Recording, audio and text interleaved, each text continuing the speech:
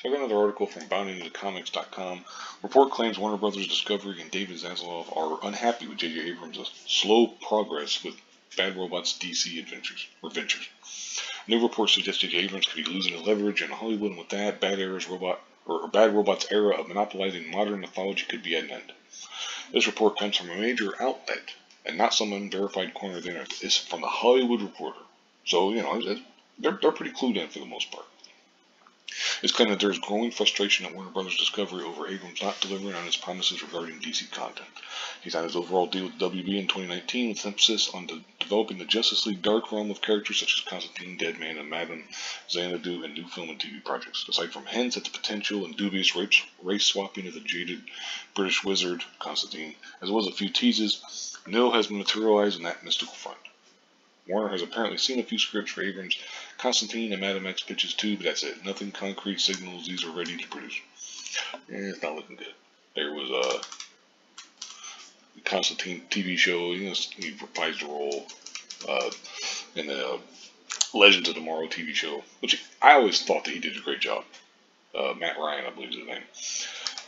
Star Wars Trek producer. Director also implicitly wanted to crack a Superman after all these years. We have to look forward to is a script by Ta-Nehisi Coates that either racializes the Man of Steel or uses the alien heritage as a metaphor for racism. It just goes on and talks about adding fuel to the fire is a $250 million price tag on his contract, which is the tip of the iceberg. For comparison, the Hollywood Reporter mentions the budget for the Game of Thrones prequel House of the Dragon is under $200 million, which is fucking absurd. It's like, holy crap, man. But anyway, Abrams is clearly not keeping inventory and looking beyond those numbers for just one of his HBO projects. They report Bad Robot is eyeing to spend us north of $200 million for Demomund, a sci-fi drama starring Daniel Deadweiler from Watchmen. It'll be his return to writing TV for the first time since Friends, yada yada, all this kind of stuff. There hasn't been much movement since then. The show's on the bubble. The decision on its status expected soon. Cost-conscious David Zaslav is particularly frustrated with the lack of return on the Abrams investment. He puts overall deals under the microscope to trim $3 billion. It's hanging over him, but Abrams remains active, if not critically bogged down. He's involved in original content creation for HBO Max, Netflix, and Apple TV. He's producing Reality Bender, Subject to Change, and Cry Drama Duster for HBO, a series about the band U2 for Netflix, and Apple's Presumed Innocence, co-produced by David E. Kelly. So there's a lot of stuff. JJ Abrams, may or may not be a good guy. I don't know him as a person. He comes across like an okay guy who seems to have somewhat good intentions, but then just fucks it up usually. But anyway,